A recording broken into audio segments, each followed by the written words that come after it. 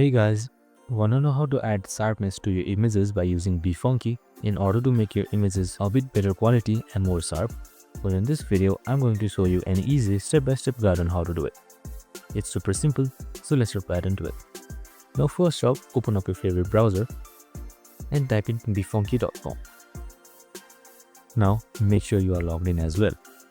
Now on the dashboard, you can see photo editor. Click on it. Now once you're there, in order to import any files, just click on open and select from these options right here. Now once you've imported your image, in order to sharpen the image, make sure you are on edit and under essentials right here. And on the bottom you can see sharpen.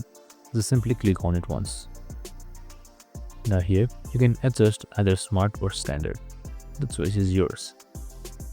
Now slide the slider to the right for more sharpness, and once you are satisfied with it, just simply click on apply. And that's it. Now you can save it by clicking right here and save it wherever you like. I hope this video helped. If it did, make sure to like, subscribe and tune in with us for more related videos. See you in the next one.